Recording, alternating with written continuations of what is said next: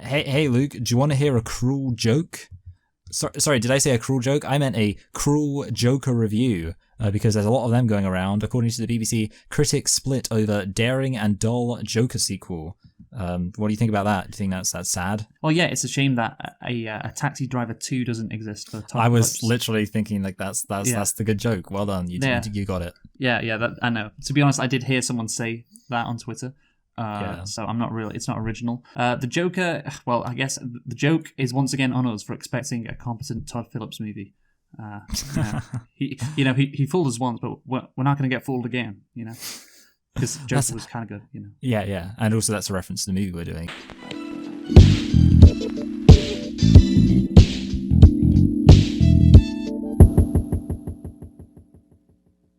Hello and welcome to Select and Reflect, the movie review podcast where we look at films that have come out in the near and distant past, we give them a couple of watches and evaluate them beyond first impressions. I'm your host Michael, and I'm joined as always by my co-host Luke, and this week we're celebrating the release not of a film, but of a plane into a building. Because of course it is around the time of 9/11, we are going to be looking at the Michael Moore film, Fahrenheit 9/11. Makes sense. So Luke, why don't you tell us a thing or two about Fahrenheit 9/11. Yes, this is the first ever documentary that we have reviewed on Select and Reflect. Yeah, you didn't mention that, did you? Yeah. And as they say in the north, where you're from, doco. They call it a doco, don't they? I've never heard that before. But you're making it so that you're kind of using the English word, which is documentary. I do appreciate the fact that you could just speak Northern and no one understands you, but you genuinely, I've never heard the term doco before. It's based on God damn it. The This Is England TV series spin-off things they did. Yeah. There's one character there who's sat on the couch, sofa, whatever, and he's watching the TV, and he's just oh, there's a doco on. And from that moment onwards, I was oh, that's what Northerners say. They say doco. Where is This Is England set? It's set in Manchester. I thought it was set in Hull. Because doesn't Stephen Graham do? Maybe I'm actually just basing it on the fact that Stephen Graham does but then he does a Scouser accent. I don't know. Because Stephen Graham is Scouse, that's why. Yeah, that makes sense. Because he's not a very good actor. Actually, he's a very critically acclaimed actor. Where is This Is England set? Let's see. The film is set in an unidentified town in the Midlands. Oh, okay. So not even in the north. Yeah, okay, that's in your area. Go fuck yourself. What embarrassing. You illiterate swine. That's what people from the Midlands are. Yeah. Yeah, it looks like I'll have to be watching the docos now. Yes, there we go. Right. Anyway, let's get into the documentary we are reviewing today, of course, which is Fahrenheit 9/11. It is a 2004 American documentary film directed and written by and starring filmmaker, director, political commentator, and activist Michael Moore. Yeah, this was Michael Moore in his prime. This was him just at his peak. 2004 was the year of Michael Moore. Good rhyme. Yeah, because this is when he was doing a lot of campaigning for one John Kerry. Yeah, well, he doesn't explicitly campaign for Kerry. He kind of, he slams Bush. I guess because he wanted because there was an impetus. Yeah, in 2004. Because he released another documentary called Sicko, which came out in 2007, which just skewered the American healthcare system, which is, I think, better than this one. And then in 2009, he released another documentary called Capitalism, A Love Story, which was about, the financial crisis in 2008. And then after that, he fell off because Obama was in charge, and, there's nothing to rail against because we like Obama, even though he was doing quite shit, There wasn't any major scandals like the Iraq War, was there? Yeah, but then obviously Trump came around. Yes, and he did Fahrenheit 11/9. Which is clever. Yeah, that's the date. Trump was elected in 2016, the 9th of November. But yeah, that I had a look at that on Wikipedia. That grossed $6 million at the box office. So yeah. Well, I don't know how much this film grossed, of course, but now I know it grossed. Now I know that $6 million would not be very impressive. Well, yeah. The reason why we're doing this documentary, of course, and this is the first documentary we've reviewed. Of course, it's its 20-year anniversary. I didn't even mention that. Yeah. Of course. Well, it came out in 2004, so I think people could get that. It also, of course, is a documentary about a war in the Middle East. which is happening today, which is great. Some nice synergy there. And, yeah. Very unlikely bit of synergy there. Yes, and there is how fortunate there happens to be a war going on in the Middle East. Yes, and there is of course an American election going on, of course, between a presidential election, because there's always fucking American elections all the time, but a presidential election going on right now, and who's going to win, Kamala or Trump? The tension, just like he was going to win, Kerry or Bush. It was on a knife edge back in 2004. So yes, again, there's so many parallels. There's so many great comparisons to be made. What a great time 2004 and 2024 are. Obviously, there is one other reason why we are reviewing this documentary, and I will get to that when it is appropriate. To get to that, so you can probably guess honestly why this documentary is special. Michael, you of course want to know who stars in this movie, right? I do need to know that. They did a very good job acting. It stars Michael Moore, George W. Bush, and also Donald Rumsfeld. Is played expertly by Steve Carell. Yeah, he does a great job. He really does. The release date for Fahrenheit 9/11 was June the 25th, 2004 in the United States. Was released actually at the Cannes Film Festival about a month earlier in May 2004, where I bet the French really appreciated that. It picked up the Palme d'Or. Yeah. The Palme d'Or, however you say it. Yeah. I bet he had his fair share of freedom fries that day. Yes. So the question is, how much did this movie cost to make, Michael? I do not know. I don't know how much documentaries cost to make. I feel like it must be kind of cheap, because you don't have to build sets. I know I've seen the movie today, but I can't remember if there was like any kind of animation or anything like that. I don't know if like they had to buy some of the stuff. It could be anything, to be honest. I'm going to say that the movie cost $5 million to make. Oh, you're very close. It's actually $6 million. You know what? I was actually thinking about guessing $6 million because I had $6 million from my head from the fact that obviously you mentioned that movie previously made $6 million. Okay, right. Yeah. So there you have it. $6 million was the budget.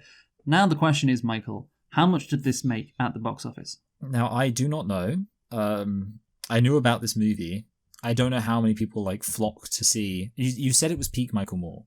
Now, obviously, we've established that not peak Michael Moore is his movies making $6 million.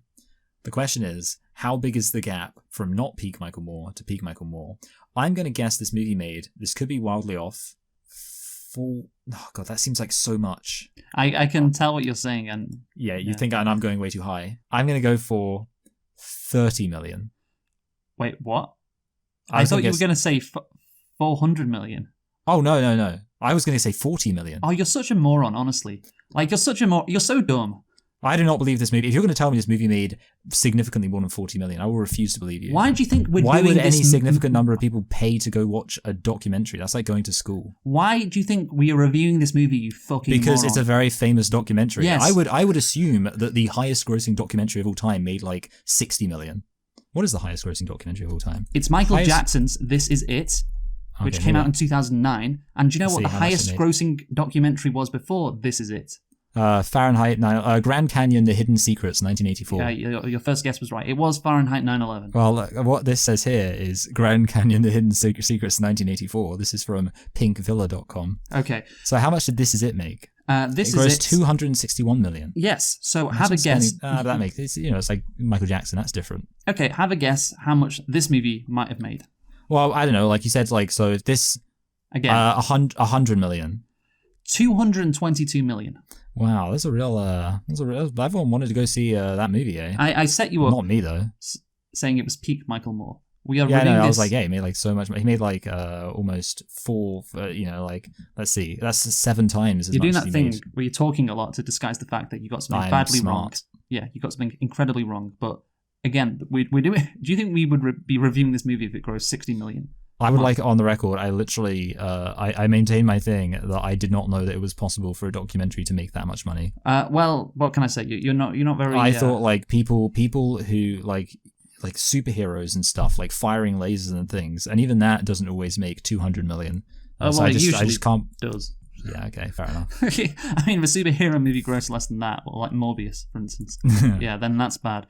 But yeah, so 222 million again. Okay. This you have to put into context how much of a big... Well, that's the thing. You should know. Why am I saying put into context? You know about history. You know how big the Iraq War was. You know how much liberals hated George W. Bush. I just said it was peak Michael Moore. Of course, Michael Moore was so popular and I guess well known that South Park thought it was necessary to basically parody him in their 2004 movie, Team America World Police, of course. Yeah, also in Family Guy, there's a scene where Peter out-farts Michael Moore. Yeah, no, I mean, this was he was a famous guy. This was his reputation as a guy who farts a lot and makes movies criticizing George Bush.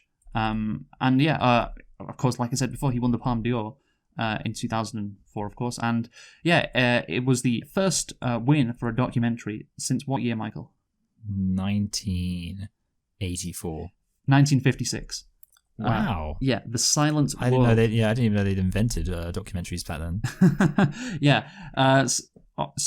It received a 15 to 20 minute standing ovation at the Cannes Film Festival, and the guy who funded it, a man by the name of Harvey Weinstein, whose Miramax Films funded it, said it was the longest standing ovation I've seen in over 25 years. Yeah, well, apparently, this is a complete irrelevant thing, and I think we've mentioned it before, the whole thing about how everyone gets pissed off about, the ridiculously long standing ovations at film festivals, especially, I think, at Cannes. Yeah, some conservatives in the US, such as John Alvarez of Fire Hollywood, commented that such an award could be expected from the French.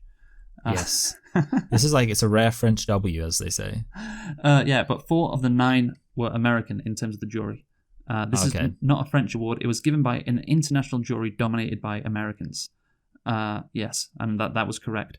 There was a lot of course, controversies with this movie, which we'll get into. There were some lawsuits as well involving Michael Moore and Bob and Harvey Weinstein. Good. Yeah, you can always count on Harvey Weinstein to come to your defense. No. Moore sued Harvey Weinstein. That's not exciting. I wanted it to be, one of those things where, I wanted it to be more morally complex. I wanted Harvey Weinstein to be the good guy. Well, you'll love the reason why. So Moore sued. Harvey Weinstein molested him. He'll just molest anything, won't he? Moore sued Harvey Weinstein for $2.7 million in unpaid profits from the film, stating that they, quote, used Hollywood accounting tricks to avoid paying him money. Now, wow.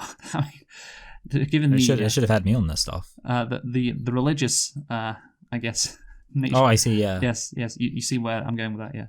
Yes. Yeah. Is there a more, anti-Semitic phrase than Hollywood accounting tricks? I know, yeah, that's it. But that's the thing. People, they are cheeky with the money in Hollywood. It has to be said. Mm-hmm. Yes, they are very, very cheeky. Yeah. Anyway, Michael, after your horrendous box office guess, let us now take a look at the movie itself. Did you like Fahrenheit 9/11? Well, it's a really interesting thing because obviously, as you say, this is our first documentary. It is kind of a different way of looking at things. Because obviously a lot of the stuff we would usually be evaluating, I don't have any nitpicks about the plot, let's say. But the way of classifying it is a bit different. I would say that I liked it. I agreed with its overall point, but as I kind of already communicated to you beforehand, I think that kind of counts against my enjoyment of it because I was kind of just the movie's not challenging me, which I think is a bad thing. And I also think it's kind of funny because in the age of YouTube, I'm not going to say the average YouTube video is as good in production value as a documentary, but it's kind of when you're consuming so much stuff that's arguing or making interesting points about the real world, to have a documentary this is I see this all the time. I watch Vice, but yeah, overall I liked it, but I don't think the movie had obvious what's the word things to its credit that really pushed it above and beyond. Yeah, I think that this is a documentary from the year 2004, and it shows. Yes. Like you said, YouTube videos have overtaken this, honestly. You can say, it's not as good production quality, but just in the amount of information. I mean, to be fair, maybe that's Michael Moore's style. You know what? I have actually watched several of his movies, or almost all of his movies, in advance of this because I hadn't seen any of them before, and this is the best one. I watched Bowling for Columbine. I thought that was really bad. It was just all over the place. It had no clear focus. And I think the focus because I've seen that movie is why was Marilyn Manson blamed for the murderers, the Columbine? Why wasn't Bowling blamed? Yes, yeah. So he was basically pointing out the illogical nature of like blaming, like, you know, Marilyn Manson, I think, mainly. And and I would have to go back and watch it. Of course, Roger and Me was how we got started back in 1989, Yes. I want to say. Because I watched a load of his documentaries like 10 years ago. But yeah, I think this one, again, is his most famous. Again, that's why I said peak Michael Moore. Again, I'd have to really go and rewatch them to really get a good understanding of his style, basically. But this one, certainly, I'll just speak, you know, for this one. This one was very heavy on, like, emotion. And it wasn't very heavy on, like, facts and stats. Because he does throw in stats now and again, but there's not really an emphasis placed on them. Like, Ben Shapiro. He's very... he's very interested in, like, telling human stories, I think. Yeah. And that's fine, but I think you see, you talked about YouTube documentaries. They, well, not necessarily documentaries, just like informative YouTube videos. These videos often use a lot of facts and stats, and that's what I was used to. Well, from watching YouTube videos, of course. And going back to this, it's like, oh, I guess Michael Moore's like, well, you know, I got to appeal to the lowest common denominator. Like, people don't like facts and stats. Really, people like you know, emotional stories, and again, there's quite a lot of comedy in this movie, or in this documentary rather. I can't say movie, can I? Because that doesn't really make sense. Yeah. So, and I was kind of frustrated with that. I think the best segment in the movie is when he goes into detail about Saudi Arabia, because I didn't really know a lot about that. And, yes. Well, I did know some of it, but not. He goes into quite specific detail. And, like, names people, and it's really good. But the rest of the documentary is not like that at all. That is a noticeable departure from the rest of the documentary. And I think, again, from my perspective, that's why it's not that great. Because, again, it's stuff we know as well. I mean, I don't know how much people were aware of this in, like, 2004, but, oh yeah, the media hyped up the Iraq War, and, yeah, Bush, you know, lied, and... Yeah. And then they died, as they say. Yes, that is what happened. That those are a factual description of events. So yeah, I mean, I'm not really that enamored with it, but of course the thing is we agree with it, and it's going to be difficult really to talk about this documentary because we agree with a lot of what he's saying, and I think a lot of what he's saying is kind of uncontroversial now, honestly. You know, I think people have just accepted. I think it was around like 2012 or something. People just accepted. Oh yeah, the Iraq War was a disaster. Basically, the libs were right, as they often are, to be honest. Like, or the left wing in general, like they're right, and they get criticized for being right, and then eventually everyone accepts. Oh yeah. They were right. What's that quote? Like liberals just get criticized for being right too early, something like that. Or you could say progressives. I agree with you about the Saudi Arabia thing. I was going to say, like, one of the things about this movie is it's quite inconsistent. And it sort of jumps around in that I think it, you know, kind of like I wrote down, I don't know if I'll go through now, but I wrote down like 6 things that I was like, okay, the movie's about this, then it's about this, then it's about that. But that's fine though, because it's like, it's taking a look at everything. I feel like, I don't know, like maybe what would elevate the movie is in some way, I don't know, I feel like it could have flowed between things better, I'm not sure. And I don't know, there's a logical path regarding the movie. Of course, it starts up with 9/11, the Saudis and their connection to George Bush. And then it goes into, you know, the aftermath, the war on terror, you know, or the fear, you know, that gripped the American population, the Iraq War, you know, which of course came in 2003, and then of course the consequences of the Iraq War. So again, things happen, I think, in a logical way. So yeah, I'm not really upset with, you know, how, I guess, the direction the movie went. It's just, again, when the movie is going to these different places, talking about the Iraq War. Again, I was really frustrated that there wasn't a focus on, for instance, how do you say his name's like Cohen? Like, no, it's not Colin Powell, is it? You know what? I thought it was Colin Powell. Maybe I'm really stupid, but I thought it was Colin Powell. Like, you're talking about Powell, the guy, the black guy who's... is he like Secretary of State? I don't even know what his role was. No, that was fucking Condoleezza Rice, wasn't it? I think he was the ambassador to the UN. Because he made former United States... Oh, it says former United States Secretary of State here. Oh, okay. There you go. Well, what was Condoleezza Rice then? Secretary of Defense, maybe? No, that was Donald Rumsfeld. Condoleezza Rice was... She was also United States Secretary of State. Do you think it was like one after the other? What the fuck's going on there then? Yeah, okay, let's see. So she was preceded by Colin Powell. So then what did Colin Powell become afterwards? Colin Powell became... oh my God, none of this makes any sense to me. Colin Powell, I believe his first name is not pronounced like Colin. It's pronounced... Yeah, well, okay, it is spelt like Colin. So yeah, I know, but it's not pronounced... It's like Cohen. Like that. I believe that's the case. But anyway, he gave... United States National Security Advisor, by the way, is what Condoleezza Rice was, and then in 2005 she became Secretary of State. Okay, yeah, so that's what she was doing for that period. Okay. Yes. All right. Colin Powell, however you say his name, he gave an infamous speech to the UN talking about weapons of mass destruction, and Michael Moore doesn't cover it like at all. There's some segments, some clips from that speech, but he doesn't go into detail dissecting it and showing how ridiculous it was. Because I guess he may have thought that's a bit boring. I don't know, but certainly this movie is very light on details and focuses again more on the human side of it. Yes. It's a lot of interviews with people involved in the war in some capacity or another, especially towards the end of the movie. Let us now get into nitpicks. Michael, how many nitpicks do you have? I have 2. Okay, you go first. First one is Bush said, get down to Disney World. When he was talking about how we're going to fight the terrorists, he said, go down at Disney World. Now, of course, that's significant because on our other secret podcast that we do with our good friend Dylan, we were reviewing 9/11 political cartoons, and one of them showed it was about how we achieve victory, and it was some people going to Disney World. So now I know what inspired that cartoonist. So that's a nice bit of synergy. Yes. I do have my second one. Go on. You arsehole. And then my second one was just going to be that the trooper in Oregon looks like Jesse Plemons, and I think Jesse Plemons has a certain visceral attractiveness to him. I don't know exactly what it is, but I just Jesse Plemons in uniform is all right with me. Yes, that's more of a lip pick, of course. Yes. You've seen Game Night, of course. That's what you're referring to.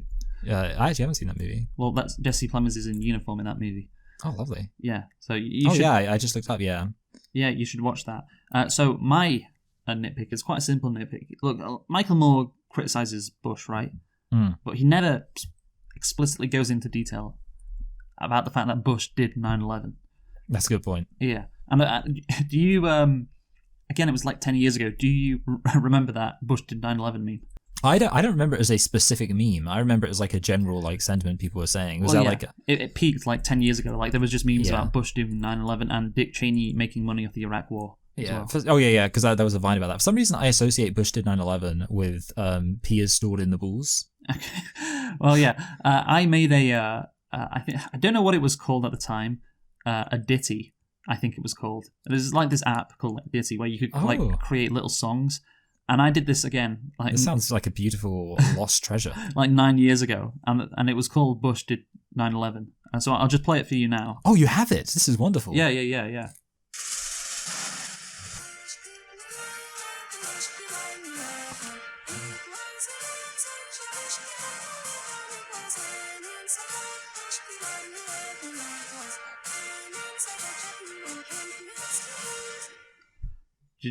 That was incredible. Yeah, did you like that?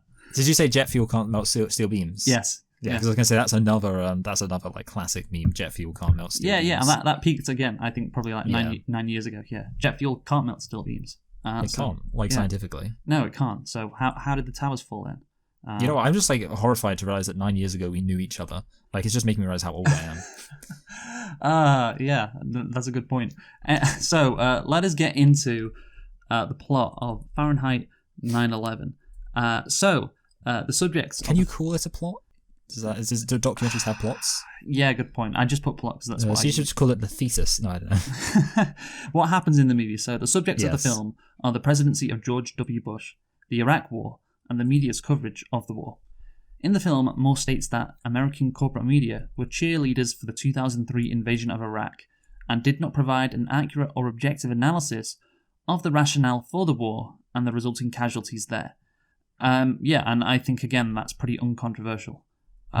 That's the thing, of course, looking back on this movie, it was very controversial, and you can see a bunch of people on Wikipedia criticizing it, but then nowadays it's just common knowledge. Oh yeah, the media and the George Bush administration lied about the Iraq War. So that's the thing, this documentary does take on a peculiar, I guess it has a peculiar legacy in the fact that it was right about everything and it's aged well in that respect. But it's aged so well that what you're watching doesn't seem controversial at all, despite, of course, at the time it was, like I said, it was pretty damn controversial. so much so that I think Michael Moore won the Oscar for Best Documentary for this movie. And of course, these Oscars took place in like February 2005, it would have been. And he, in that acceptance speech, Yes. you know what happened, of course. He said, I know he was booed. He said something like, we have our movies, something about like how the movies are fictional, but our movies tell the truth and our media lies, something like that. Yeah, well, he criticized the Iraq War, George W. Yes. Bush, the media, which again, he was all right to do. You know, he was accurate there, and he got booed. And again, this was in liberal Hollywood, eh? But if he made that speech, I feel like 2 years later, he would have got a round of applause. Like, things switched quite quickly on Bush and the Iraq War around like 2005 and 2006. And then, of course, several years later, and of course today, it's what happens in this movie is quite uncontroversial. And of course, politics has gotten, I think, more wild, more wacky since then. With, of course, Donald Trump being the major story of now almost the past 10 years in American politics, certainly. And so, again, this now feels like a bygone era in quite a few ways. But yeah, it's just interesting to look back on it and consider how the movie was, I guess, received at the time, and consider, its legacy now. And but there is some good stuff in there, particularly the Saudi stuff. So it's still, like, for instance, myself, I know quite a few things about American politics history. That Saudi stuff was interesting. So it's not a movie without value, but certainly, I think just because of how right the movie has been, its value has diminished, if you understand what I'm saying there. Yeah. I not only do I understand, I entirely agree with the point you're making. So much so that I can't even add any substantial addition in terms. I can't substantiate how I agree, apart from just saying I do agree. Yeah, okay. Well, do you remember last week that the Golden Raspberry Awards, well, because we were, of course, reviewing White Chicks, and I mentioned how the Golden Raspberry Awards nominated Fahrenheit 9/11 for some awards.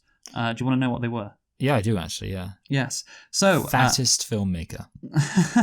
At the Golden Raspberry Awards, George W. Bush, Donald Rumsfeld, and Condoleezza Rice won the Worst Actor, Worst Supporting Actor, and Worst Screen Couple, Bush/Rice, at the 25th Golden Raspberry Awards, because of their mishandling of the 9/11 attacks and the Iraq War.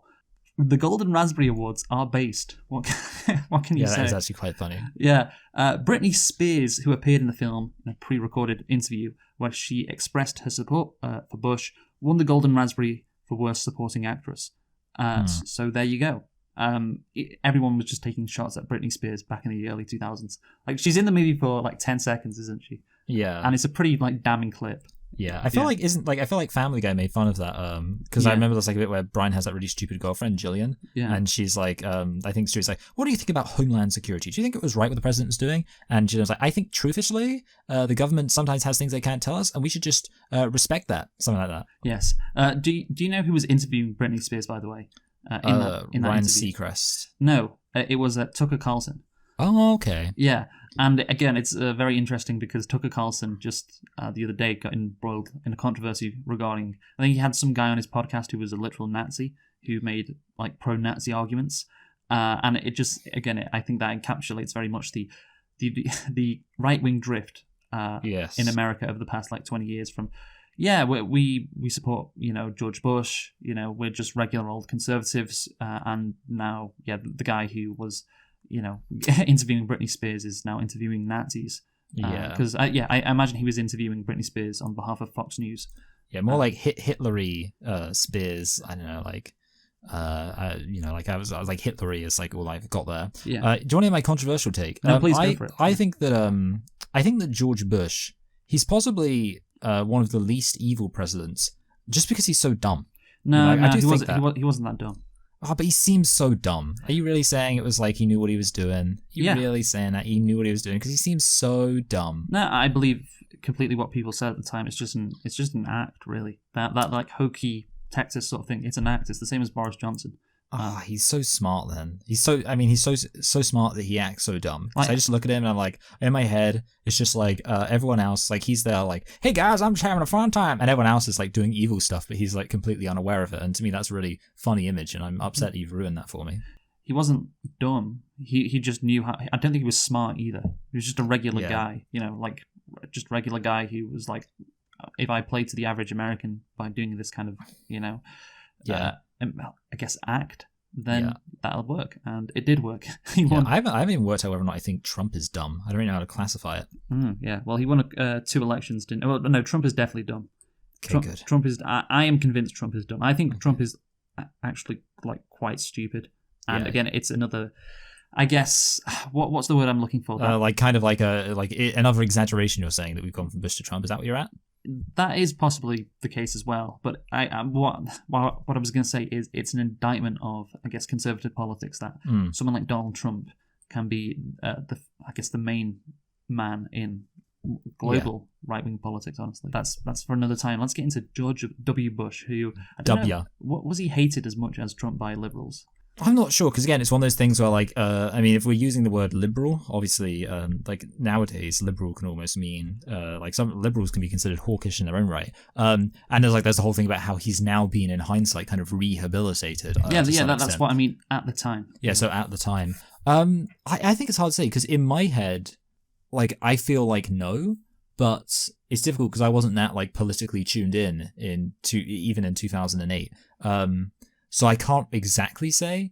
In my head, I feel like, I mean, logically, I feel like it makes more sense for people to hate Trump more, just because at least George Bush has the redeeming feature of, like, actually being, you know, they say, like, who's the guy you'd want to have a drink with and stuff like that. Like, even though, like, his policies and what he was doing was evil, I could at least be like, oh, I wouldn't mind hanging out with George Bush. You know, I'd play a game of golf with him, even though he'd probably beat me because he plays a lot of it. But I wouldn't want to hang out with Donald Trump in any context whatsoever. So, like, based on that, I'd be like, logically, you should kind of hate Trump more. Because he's just a more dislikable person, but I couldn't actually say what people's mentality was at the time. Yeah, well, I guess so, yeah. But politically, well, what George Bush did was a lot worse. Yes, far worse, as we will go into in this documentary. So, it begins by suggesting that friends and political allies of George W. Bush at Fox News tilted the election of 2000 by prematurely declaring George Bush the winner. It then suggests that the handling of the voting controversy in Florida constituted election fraud. And again, it's not really anything to do with 9/11 or indeed the Iraq War, but again, it's a big scandal, so hey, you know, you might as well start with this. And yeah, this is absolutely accurate, you know. The thing is, nobody really cared about politics in the early 2000s, before 9/11. Like, people cared about politics in the late 90s because Clinton had an affair, and that was big. That, you know, everyone talks about that. But honestly, I think the 2000 election was, at the time, of course, probably the most boring election in modern US history. I think because it had nothing to it, really. It was the son of a former president, you know, who's just an average Republican, going up against the former vice president. Oh, by the way, like, just on the subject of, like, it not being relevant, did you know that, like, there have been people in the Secret Service, I don't know if this is them just finding an excuse, but they've said that all of the confusion and the delay, and I think I was actually, I saw a video from Vox that was talking about this too, because I was talking about, like, how weird it is that America, like, it takes ages between the election and when the president's inaugurated and things like that. But so I've heard several people say this, that basically the gap in terms of, like, it taking a while before everyone was fully like, okay, we're definitely clear that Bush is in charge, that gap was one of the reasons why 9/11 happened, because they weren't able to, like, focus as much on it. The thing is, like, that's something I've heard, but then at the same time you'd be like, well, what this film obviously shows is that Bush didn't even pay attention to a lot of the stuff that was produced. So in a way, it's kind of like, okay, well, even if, you know, the Secret Service wasn't, like, in a state of confusion because they weren't sure who the president was, they would just give them more time to produce stuff that George Bush probably still wouldn't have read. So I guess it's a moot point. I'm not really sure about that, because the Secret Service is different to, like, Homeland Security. Well, Homeland Security didn't exist. I was using made up words. Yeah, well, Homeland Security didn't exist, of course, before 9/11. Yes. The Department of Homeland Security, at least. Yeah, so I guess it would be the FBI. Yeah, or the CIA. Yes. Yeah. So well, anyway, back to the election in 2000. Yeah, I just can't imagine. It was so blatantly stolen. It's crazy how no one talks about it. Again, because I think it was just such a boring election, and like 9/11 happened a year later almost. But yeah, I just can't imagine that shit happening today. Because again, there'd be such outrage. There was at the time, but again, I don't think you could get away with something like this today. It just in stealing an election in broad daylight. I don't know. I just think people are so much more focused on, politics, I guess, nowadays. Again, maybe because of Trump. Yeah, I mean, I tell you what, like, it's kind of funny because, like I say, it was so boring at the time, but in hindsight, it's one of the most, like, interesting alternative history scenarios. Like, in terms of elections, you'd be like, oh, what if Hillary won in 2016? Pfft, who cares? But, like, I mean, it would be different, but you'd be like, I don't know, like, it's hard to see how it would make a big difference. But you look back on this and you're like, with things like climate change, just the entire culture of the US, it feels like would have been radically different if Gore had won in 2000. No, so insane. Well, yeah, it depends on whether he would have stopped 9/11, honestly. That's the biggest turning point. And he may have done, because, again, there's some implications here about, well, the Saudis and the Bushes and basically, them allowing to get away with maybe knowing about 9/11 because of their connection to the Bushes, which we'll get to. But this movie gives the strong impression that if Bush hadn't been in charge, 9/11 wouldn't have happened. I don't know how accurate it is, if it's being entirely fair to him in saying that, but yeah. Well, for a couple of reasons, just competency, which I'm not sure about, and also the fact that maybe the Saudis had some knowledge of it, and maybe the Saudis were okay with it happening because, which we'll get to, obviously. We'll get into that in a bit. But but the thing is, I say you can't imagine this shit being tried today. Of course, January the 6th did happen. Yes. Where, of course, there was an attempted coup.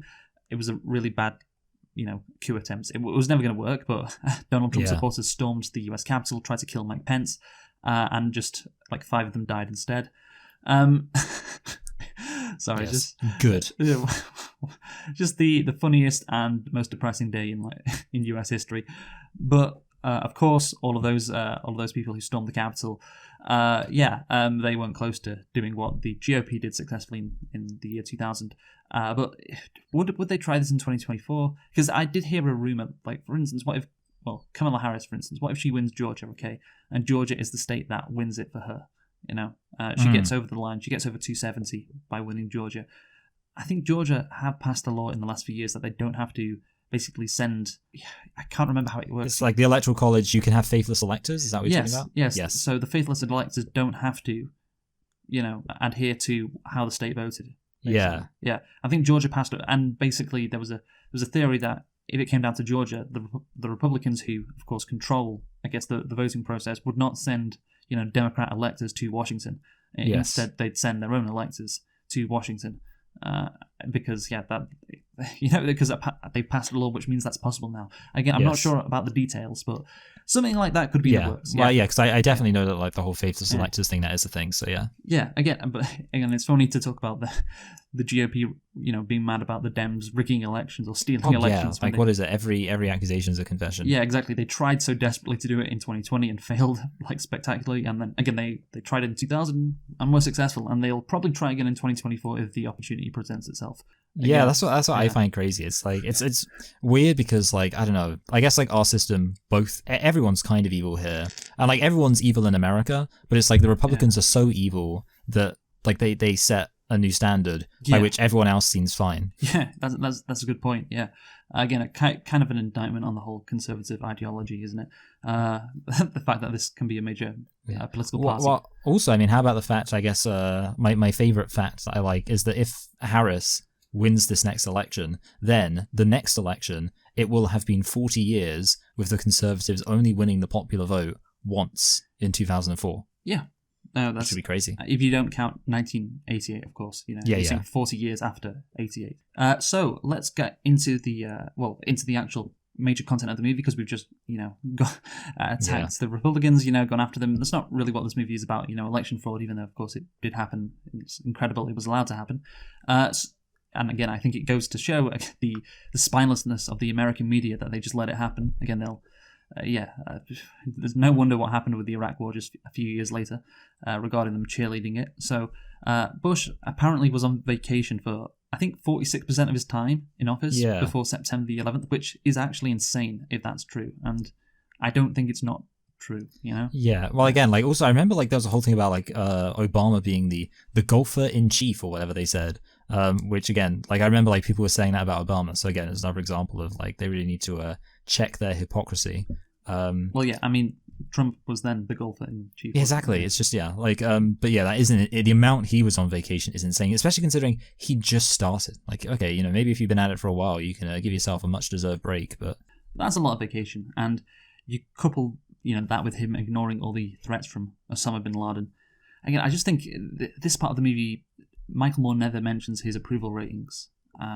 Because, again, it was like 95% after 9/11. But it's incredible. Like, he wasn't disliked after this.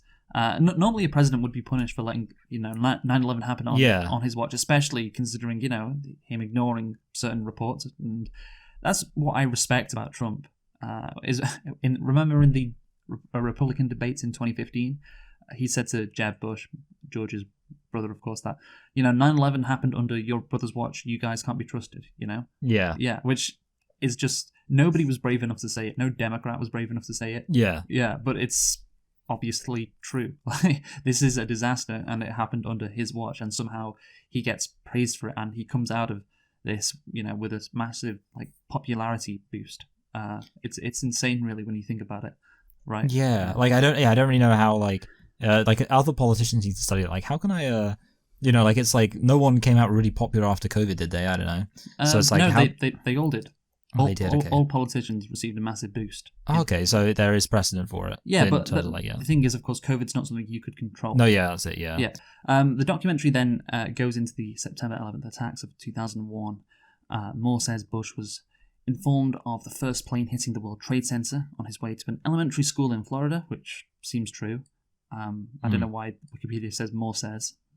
But anyway, Bush is then shown sitting in an Emma E. Booker Elementary School classroom with children when told that a second plane has crashed into the World Trade Center and that the nation is under attack.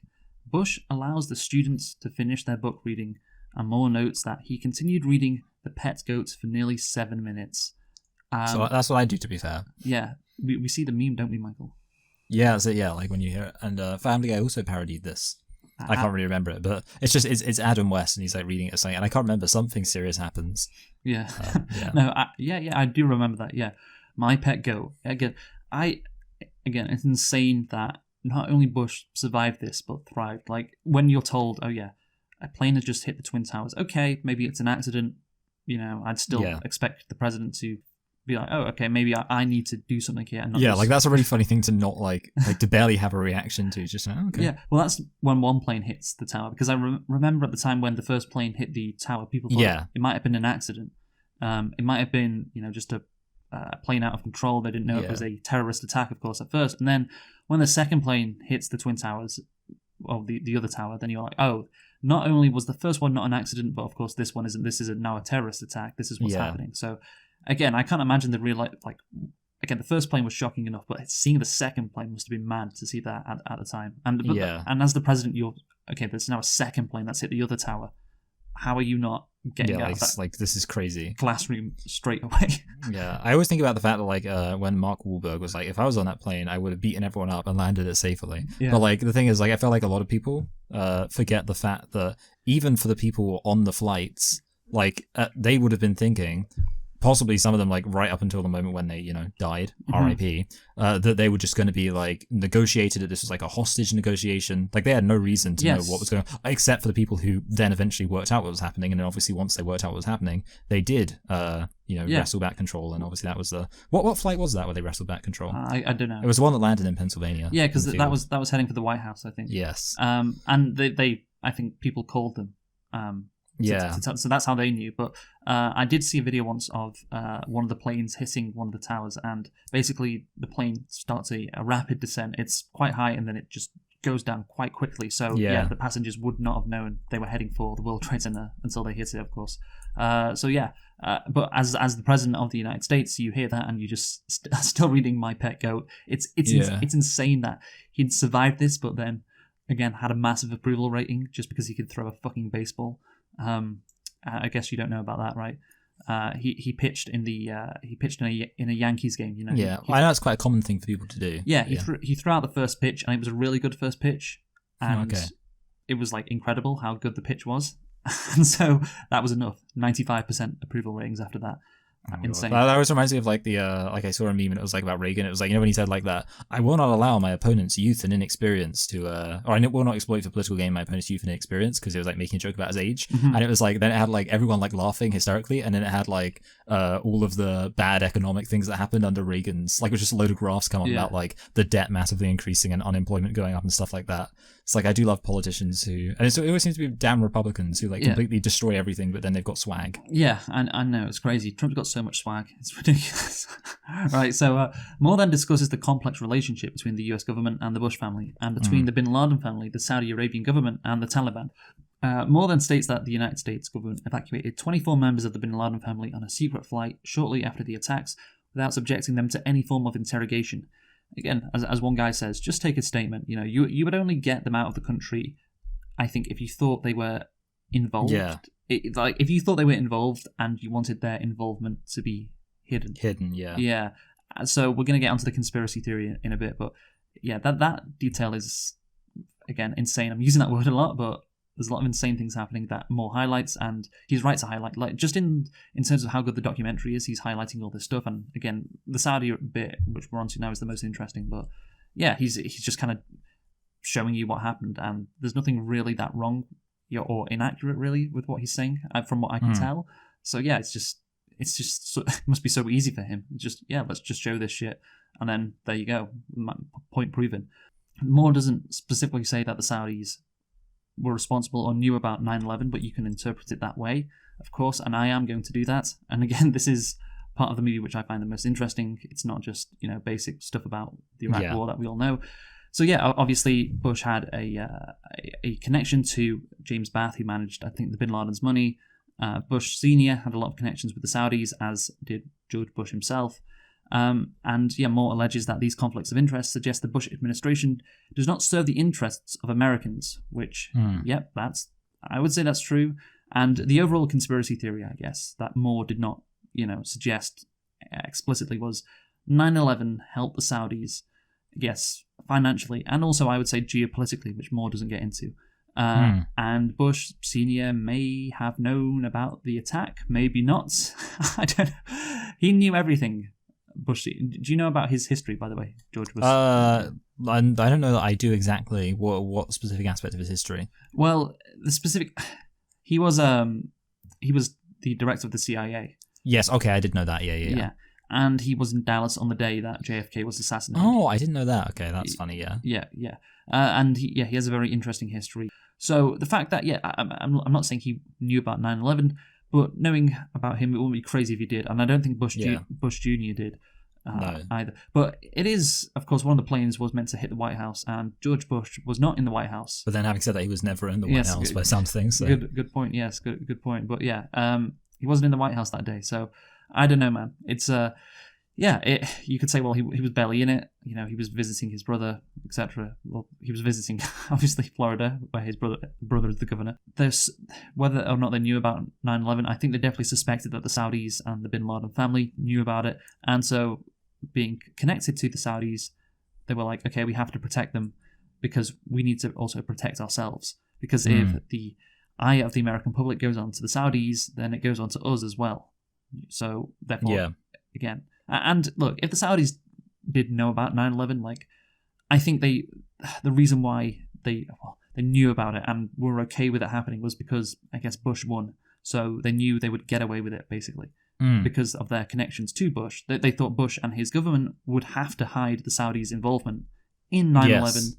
You know, as, of course, there were many links between the Saudis and Bush. So, yeah, okay, if we're found to be guilty, then you're in big trouble, so...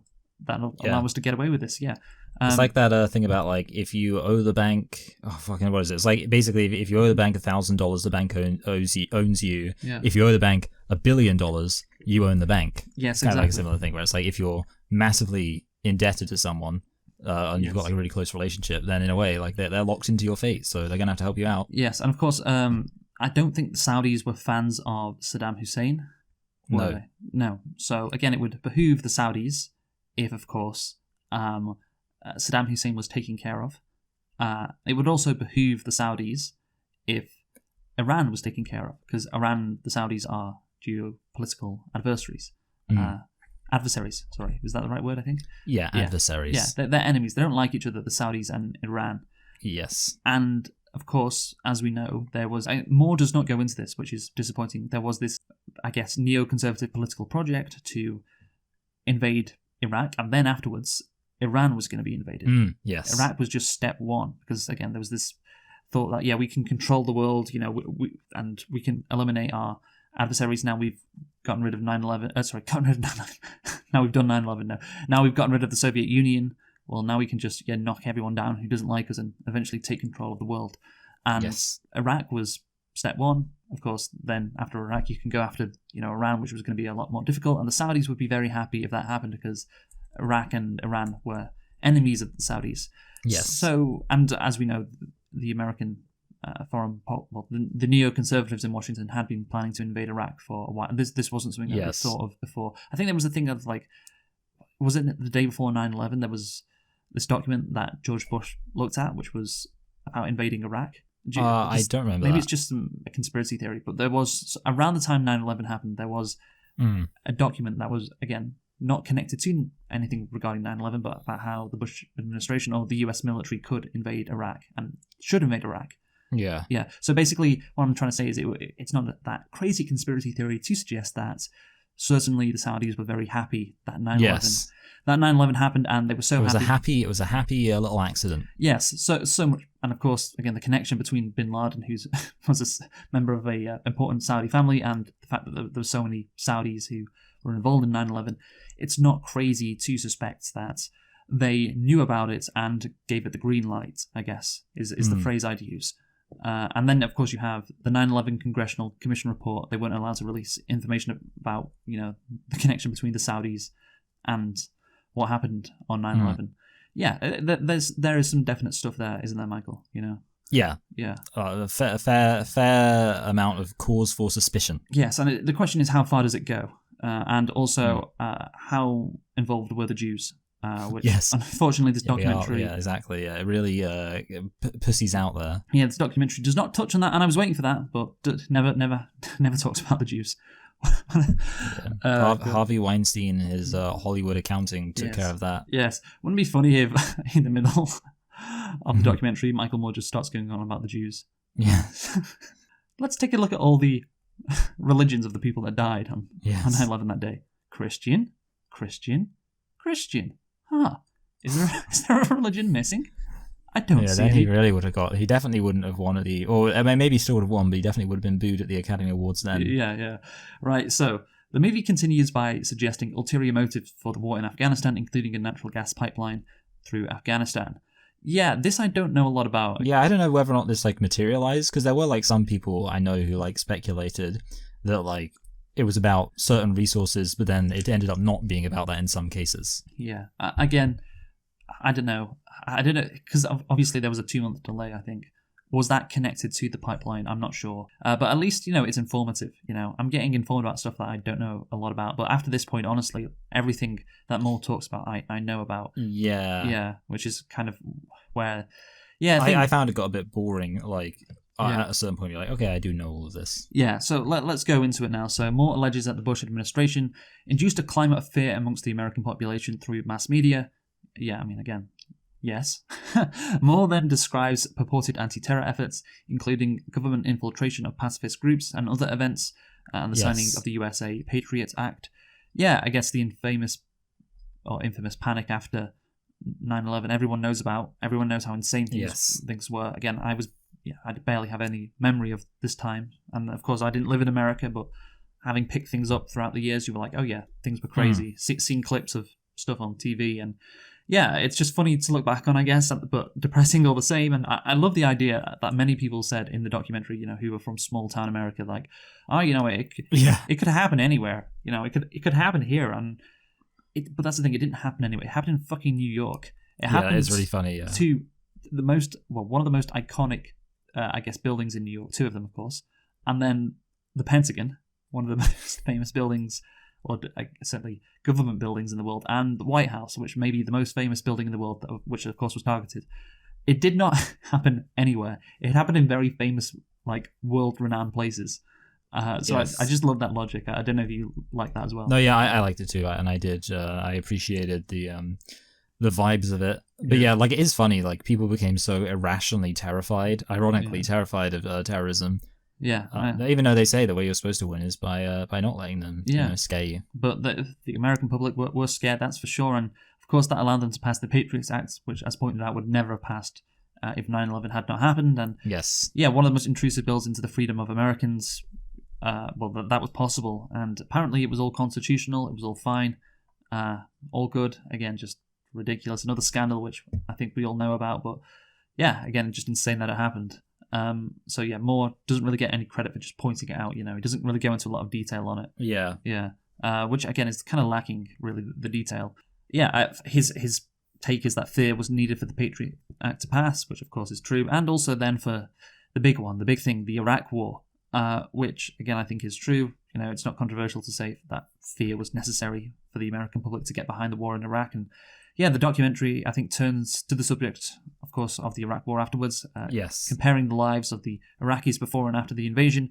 The citizens of Iraq are portrayed as living happy lives prior to their country's invasion by the US Armed Forces. Again, this is just more because he's criticized sometimes for like propaganda, by the right wing, and this is the closest it gets to propaganda. It's like, oh yeah, people were happy in Iraq, before. I mean, they were certainly happier. Don't get me wrong, but they were still living under a dictatorship. You didn't need to show them, like smiling and happy and everything, and you could have just laid out statistics which made me more boring and lack emotion, and that's why Moore didn't do it. But I would just be like, the Iraqi population, they were relatively, peaceful. They had, decent incomes. It wasn't the wealthiest. They weren't blowing up. Yes, it wasn't the wealthiest country, but it wasn't the poorest country, and life was relatively stable. Yeah. I feel like something I noticed from my Michael Moore binge is he tends to exaggerate how the rest of the world is doing with some real rose-tinted spectacles. Yes. They'll often act as if in Sicko, which we said is a good documentary, and I did enjoy it, but it's definitely true that he basically acts as if every single other system in the world is perfect, which I was like, no, there are definitely places where and I know obviously the NHS has got even worse recently, but I was thinking there's definitely I refuse to believe that every other country in the world has got a completely perfect system, which is how he presents it. But I think he was right in Sicko, just highlighting how depraved. There is a dramatic difference. Yeah, depraved the American healthcare system was, and Obamacare, even though it was derided at the time, it fixed a lot of shit. Yeah, and again, there's a reason why Republicans, when they had the opportunity to get rid of it, they didn't. Or I think it was John McCain had the deciding vote. And yeah, it's crazy how unpopular. Again, people said it at the time. Again, liberals are always right. People said at the time, the reason why Republicans are so against Obamacare, because as soon as it's passed and as soon as it starts working, all of a sudden, people are going to be like, wait, I don't want to lose out on these benefits. Yeah, it's also even crazy because obviously everyone pointed out Mitt Romney was against it, but then he had an almost identical system when he was governor of Massachusetts. So it's they literally I don't know, they were so irritatingly and childishly partisan about everything. And that was the ironic thing about the 2012 election. Obamacare was the big thing in his first term, and the blueprint of Obamacare was in Massachusetts, which of course Mitt Romney was the governor of. So it's just just one of those little quirks which you love to see. So Romney couldn't really attack Obama over Obamacare. At least it beats Trump care. Yes, for sure. So the destruction, of course, in Iraq is shown, and it's just so great to see a destruction in a Middle Eastern country. Civilians being killed, children being killed, dead bodies everywhere. Bloodthirsty soldiers as well. Thank God all of that stopped. Yes. Yeah. It's nice, So it's nice to see how far we've come. That's what, At least with the American soldiers, they're just psychos and not trying on women's underwear. Which is the difference between the Americans and the Israelis. So yes, yeah. At least with Americans, it's okay, I can understand that. They're and also they're listening to good tunes. The Israelis, they're not listening to sick tunes. No, definitely not. No, God, can you imagine the music the Israelis are listening to? Yeah, that's that. Da da dee da da da da da da. The thing is about that bit, Michael Moore later on does kind of show his support to the US troops, but in this segment he really exposes them. So again, there's a bit of inconsistency there, which I don't think is bad, because I think obviously you have some good soldiers, some bad soldiers. That's not wrong to point that out. It's just, of course, when you're making a documentary, you kind of want to focus on one narrative. Well, certainly he does in this documentary, and that's a bit unusual. So back to, I guess, again, this is one of one of the parts of the documentary I was frustrated at the most, because this was released, like 15 months after the Iraq War. So you could have included a lot of stuff about how the government lied about the Iraq War, lied about weapons of mass destruction. Yeah, they really brushed over the WMDs. Yeah, so Michael Moore points out, of course, that all you have to do is say Al Qaeda and Iraq in the same sentence. That was the tactic. Never say, hey, Iraq is where Al Qaeda is. Just say there's connections. Iraq is. Yeah, I guess. I believe the phrase is like equivocation. Yeah. Where like in order you can't explicitly say these two things are the same, so you kind of just mention them in a vaguely associated way, so you kind of let people fill in the gap themselves. Yes. And I wish the documentary had gone into more detail, again, like I said before, about Colin Powell's UN speech, because that's infamous. Him talking about, we have evidence of WMDs when they had no evidence, and he just got up there and lied, and it was such an obvious lie. Everyone knew it was a lie, but it didn't matter. It didn't go into the protests either that happened in 2003, because, of course, in this country at least, I think 1.5 million people turned out. Yeah, it was huge. Yeah, the biggest protest in British history, I think, in 2003 to protest the Iraq War, but Tony Blair did not care. That's a good rhyme. Yeah, I know. Yeah, just the lack of details on this, and Rumsfeld as well. I was really expecting his. We have known knowns, unknown knowns. Yes, that didn't come up. Well, it depends on when he said it, honestly. Yeah, that's it. Yeah. Maybe. Also, I was thinking to myself, they have the line where he says, "We know where they are. They're in Tikrit and Baghdad and North blah blah." Do you remember? That's one of the quotes that goes up when you die in Modern Warfare 2. No. Did you remember? So yeah, when you die in Modern Warfare 2, that quote comes up, and at the time, I didn't know what it was about, because obviously, why would I? When I was playing Modern Warfare 2, Yeah. I always assumed it was talking about like the soldiers, like we know where the soldiers are, they're in these places, blah blah. But like now knowing it was literally a line about him just lying about WMDs. Yeah. Yeah.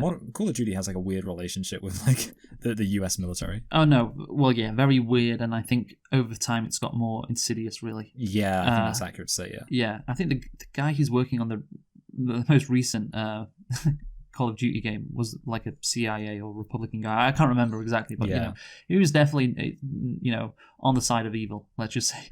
Yes. By the way, Rumsfeld gave his known knowns speech in 2002, so he could have. Okay, so they could have known it, definitely. Yeah. Yeah, and that's the thing. Just the lack of detail is just frustrating, because we know all this. It's just catnip for liberals, I guess. At this point, if liberals were cats, this would be catnip, and as someone, of course, who agrees with everything he's saying, I can appreciate that, but I also want to, know more, like the Saudi bit. That was interesting. Yes. Give me some of that, but no, you just don't.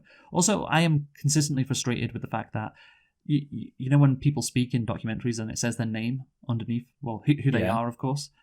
I have no idea who the people speaking are in a lot of these clips. You're just cutting to random people. I'm like, well, I don't. Yeah, that's a good point. Yeah, that is missing. Yeah, they're in like offices and So and they're wearing suits, so I imagine they know what they're talking about to some extent.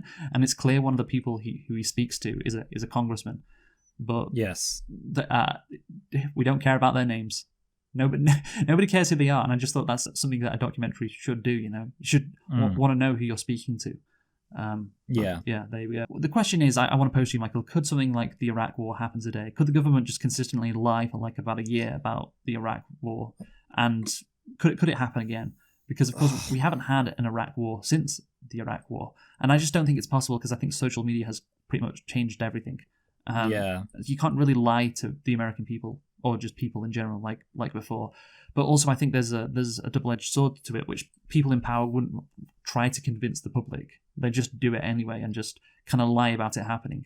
Yeah, I think that's it. Yeah, we move beyond manufactured consent to just no consent. Yeah, no consent. Just non-consensual. Yeah, that's a really good way to put it. Yeah, we need to manufacture consent. Well, how about we just have no consent at all, and we just don't tell people what we're doing? You can see that with right now Britain's involvement in Gaza. Yeah, that's what I was thinking. Yeah, like they're not even trying to be like, oh no, this is fine. Yeah. Hamas has WMDs. Yeah, it's like, we're gonna kill them anyway. Yeah, well, they're not admitting right now in Parliament. I think Corbyn recently asked a question of, are British fighter pilots involved in the war effort in Gaza on the side of the Israelis, of course, and Starmer just didn't reply, because the obvious answer is yes, but he's not going to say, because it'd be controversial. So we're just not going to tell you. We don't need to get consent. We're just not going to say. And that, I think, is what has happened since the Iraq War. Of course, I think the drone bombings, which of course Obama really pioneered, that is a good example of that. Yeah, we're just going to, again, we're not using soldiers. We're still continuing these wars using, of course, drones now. And nobody's going to there's no controversy really because nobody knows we're doing it. There's no soldiers coming home dead. That's another example of that. The film also takes pains to demonstrate war cheerleading in the US media and general bias of journalists, with one journalist saying, I am biased, I love that. With quotes from the news organizations and embedded journalists, Moore suggests that atrocities will occur in Iraq and shows footage depicting US abuse of prisoners, which of course did happen. Was it Abu Ghraib? Was that the famous one? Yes, yeah. When did that happen, do you know? I think the big blow up of that was in 2004, so... April 2004, causing shock and outrage and receiving widespread condemnation within the US and internationally. Yeah. I think it's crazy how, well, maybe not back then, but nowadays, I think the US media are very happy. Well, they're not very happy. They're fine with criticizing the US military more than the Israeli military. Yeah. Which isn't really, related to what we're talking about here. It's just a point. Yeah. It's just also, it's really funny, like, the fact that, like even like you got to be honest, like at least with the kind of the anti-Semitic MAGA people, like or like I guess they're not even MAGA because Trump is pretty pro, but like the anti-Semitic people who are very far right in their kind of patriotism, at least they're kind of consistent. Whereas which is compared to the incredibly embarrassing people who are like, oh yeah, we're really pro America, America first, blah blah blah, but also we need to make it really important that we help this other country do war crimes. Which is, I know. Back to the journalists now. Of course, they were like moths to a flame with the war. I think that they just love that shit so much. I guess because ratings go up and it makes them the stars of the show. Once you put a journalist in like a war, they love that shit. They're all over that, and especially with the Iraq war. Yeah, I spend so much time thinking about all the journalists being really weird about Keir Starmer, and so I think a lot of time journalists are also, when they can be, I think they end up being suck ups. Oh yeah, no, that's definitely what's happening. Absolutely, yeah. Well, I think they love the wars because they get to feel like they're involved, but of course they're not going to die. Yes. So yeah, it's like a nice rush. It's a nice thrill, it's a win-win, and you get to feel brave, and you really get to feel like you're doing your job. But at the same time, you're probably not going to die. Yes. There's a very low chance of that happening. Again, thank God that era was what happened in the 2002 to 4 period with the Iraq war coverage. Again, insane, and Moore could have, to be honest, he doesn't really cover it that much because there could have been a whole documentary on this because I guess there was so much coverage. Yeah. But again, we all know what happened, so he doesn't really get that much credit for pointing it out. Finally, tying together several themes and points, Moore compliments those serving in the US military. He claims that the working class of America are always the first to join the army, and that people better off do not have to join. Yeah, I think only Moore would make this point about working class people fighting. He's from Flint, Michigan. He is. He loves to say that. But yeah, that's the thing about him. I do think that this is one of his strong points as a documentary filmmaker, because I don't think other people who would make documentaries about the Iraq war would focus on this. Would focus on who's actually doing the fighting. Well, it's working class kids who don't have any opportunities. Yeah. I think Michael Moore's biggest strength, you would think, although I don't know exactly how much this strength has actually manifested, but it should be, based on the content he makes, his ability to appeal to the working class. Yeah, because that is something he makes pains to do in his movies, definitely. Yeah, and to be fair, he does do that. He was. I'm not sure how successful it's been. Obviously, well, he's not a politician though. So, that's it. Yeah, basically, yeah. He supported Bernie in 2016 and 2020, of course. Yeah. Which makes sense. Well, why? Do you know why the Vietnam protests were so, I guess, ubiquitous? No. Well, it's because, compared to the Iraq War, because there was constant protests regarding the Vietnam War. Yeah. That was crazy. It was what's the word? Generation defining. Yeah. Why did that not happen with the Iraq War? Do you know why? No, not in any simple terms. Well, because in the Vietnam War, there was a draft that was instituted, so anyone. That's it. Yeah. Anyone could get selected to, of course, go and fight in the Vietnam War for the U.S. military. The 2000s, of course, that was discontinued. I think it was discontinued after the Vietnam War. And then, Well, the thing about the Vietnam War is they were still using the draft from World War II, because the draft never went away from World War II, so they were still using the draft being in effect from then. Yeah, it's still the case in the Korean War, of course. Yes. And then the Vietnam War, and then because there was so much protest about the Vietnam War, they were like, the politicians were like, well, why don't we just stop the draft and just have people sign up, volunteer? That's so you don't have conscientious objectors. It takes the controversy right out of it. But of course, more goes into how, the recruiters, of course, they basically pick out kids and are very predatory, it seems, Yes, predatory is a good word. Yes. Again, another controversy there, which again, this is good that it focused on, the documentary is good for focusing on this, because there's a good area to look at, because again, I'm not sure other documentaries about the Iraq War would have this focus, and it's very valuable that we see this. And he makes the point of, it's the working class who are fighting this war. Again, different to the Vietnam War. So let's get into again, I would love if he went into detail, Michael Moore, but he mentions Halliburton, he mentions Dick Cheney, and obviously everyone knows about this, right? Everyone knows that one of the reasons why America wanted to invade Iraq was because of oil, right? Even those old ladies knew it. Yeah. I think there was, of course, two motivations. One of them was this, neoconservative ideology, that we have to control the world, and so we have to, take over Iraq, and then, of course, Iran will follow afterwards.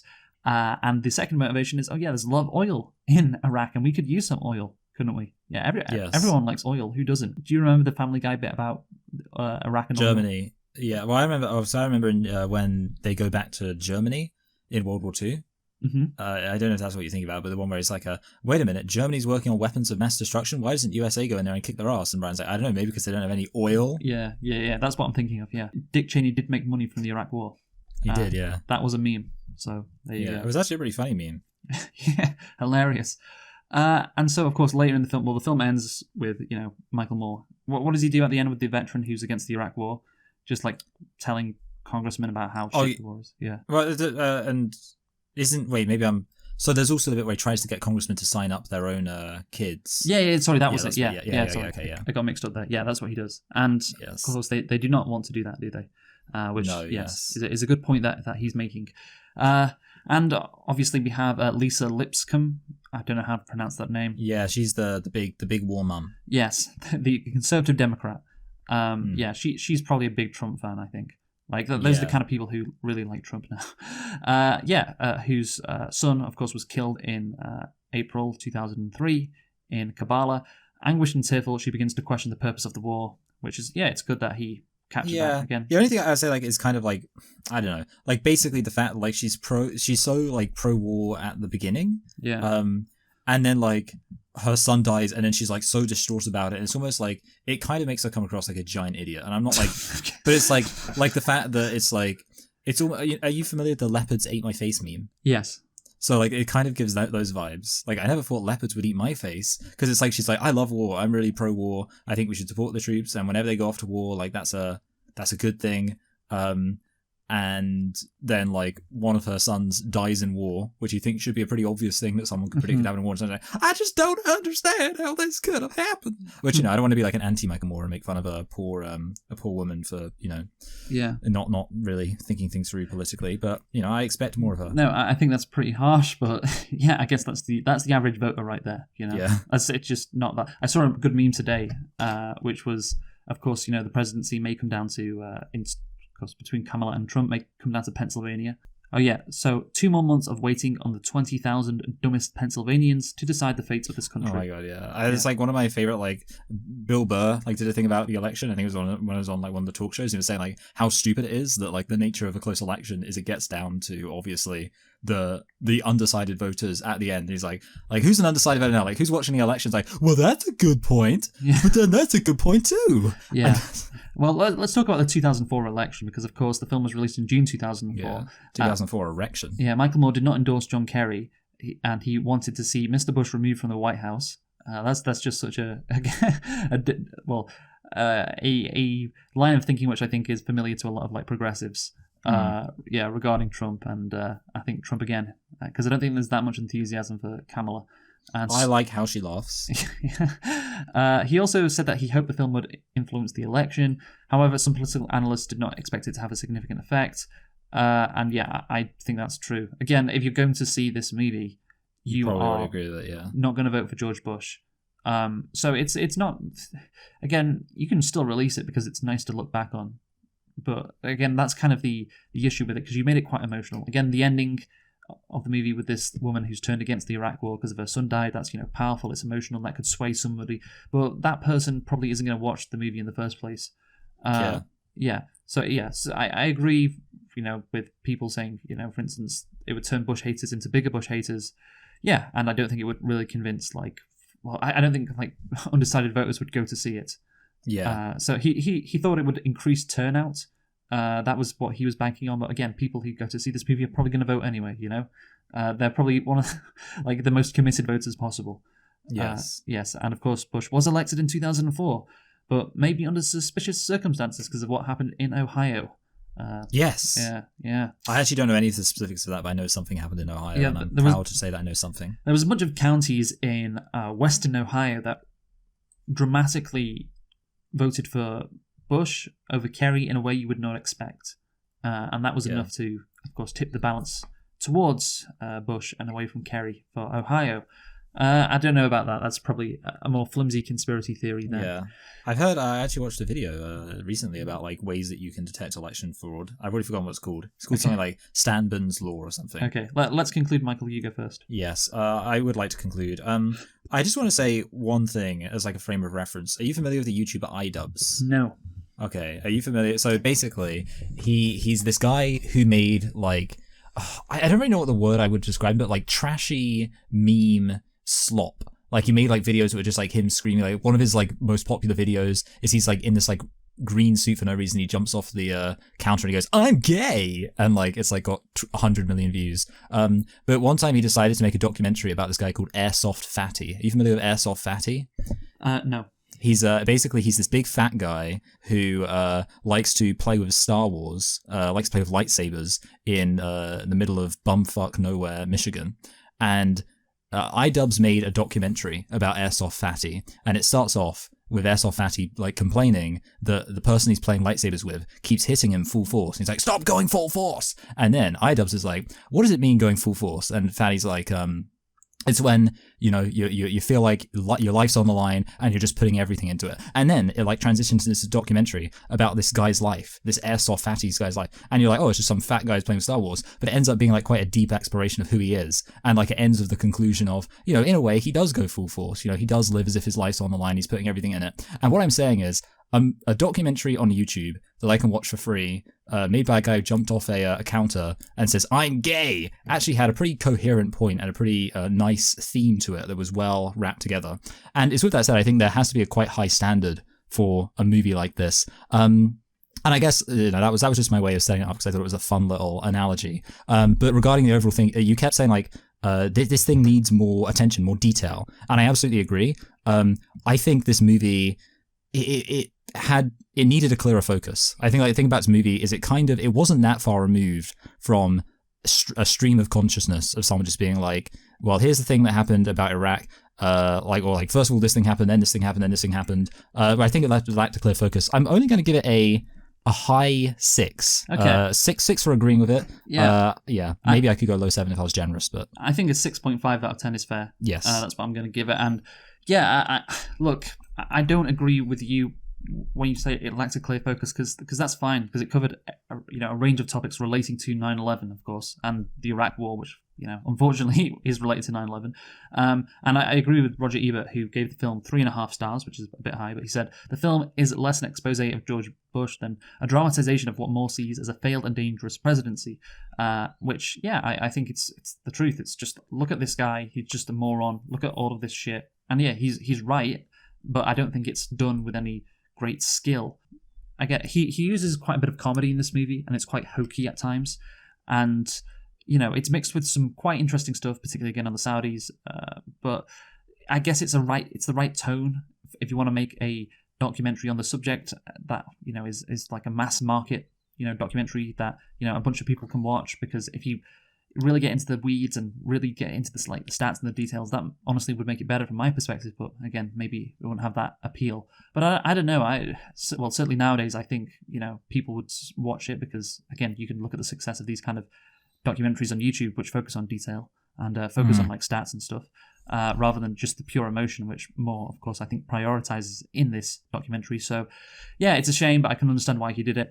But yeah, I'm fine with the overall direction of the documentary. So yeah, 6.5 out of 10. It's just interesting to look back on as well. So yeah, in a couple of weeks' time, we will be doing Barbie. that's what we will be doing. So look forward to that. And we're doing that because of Joker Folle à Deux, however you fucking say it. Yes. And of course, we're doing that because Joker is like the male version of the Barbie movie. And the Barbie movie is the female version of the Joker movie. I think that is a good thing to say. I think that's accurate. Yeah. So join us next time for Barbie. Who have you been, Michael? I've been Michael. I've been Luke. Thanks for listening to our review of Fahrenheit 9/11. And remember, George Bush did 9/11. He did. Sure did. Yeah. Goodbye.